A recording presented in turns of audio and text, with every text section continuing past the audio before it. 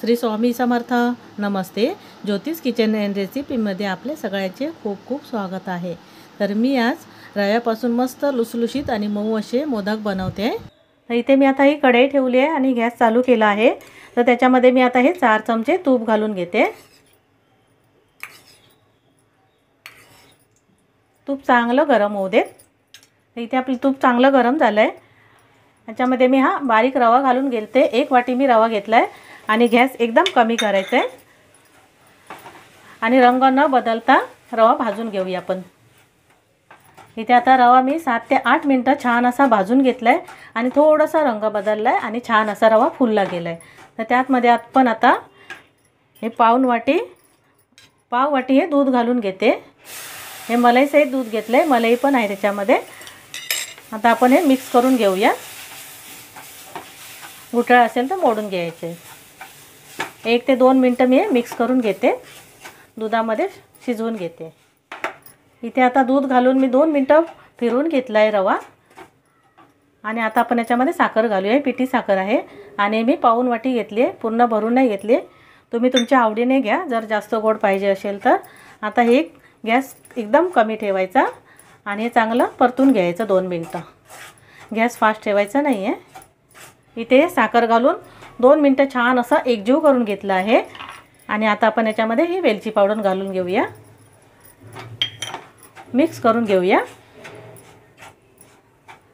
आणि आता गॅस बंद करते आणि एका प्लेटमध्ये काढून घेते.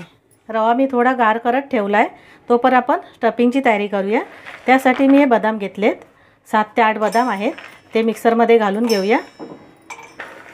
7 ते 8 काजू घेतले आणि सुकं खोबरं आहे 2 चमचे, तेही घालून घेऊ. आणि हे गूळ घेतलं आहे, तेही 2 चमचे बारीक करून घेतलं आहे. आता हे मिक्सरला वाटून घेते जाडसर. इथे मिक्सरला वाटून घेतलं आहे काजू, बदाम आणि खोबरं, गूळ. आता मी हे काढून घेते एका प्लेटमध्ये. हे गूळ सफेद होतं त्याच्यामुळे याचा रंग थोडा सफेद आहे. काळं गूळ असेल तर काळं गूळ घ्या. हे मिश्रण मी सर्व मिक्स करून घेते. काढून घेतलं मिक्सरमधून ते आणि त्याचे छोटे छोटे असे बॉल बनवून घेते. इथे मी काजू, बदाम, खोबऱ्याचे असे बॉल बनवून घेतलेत. छान असे छोटे छोटे बनवायचे. आणि आता आपण मोदक बनवायला सुरुवात करूया. तर इथे मी हा रवा घेतला आहे आणि मोदक बनवायचं साचा घेतला आहे. त्याला आपण थोडंसं तूप लावून घेऊया. तुम्हाला छोटे मोठे जसे बनवायचे तसे बनवू शकता. आम्ही थोडासा मीडियमवाला घेतला आहे.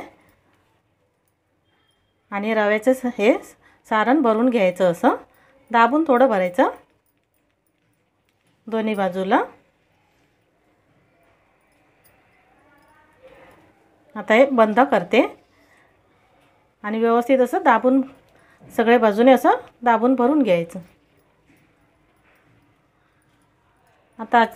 आता आपण याच्यामध्ये हे बॉल बनवला तो भरून घेऊया आणि वरून थोडं परत रवा लावून असं दाबून घ्यायचं व्यवस्थित.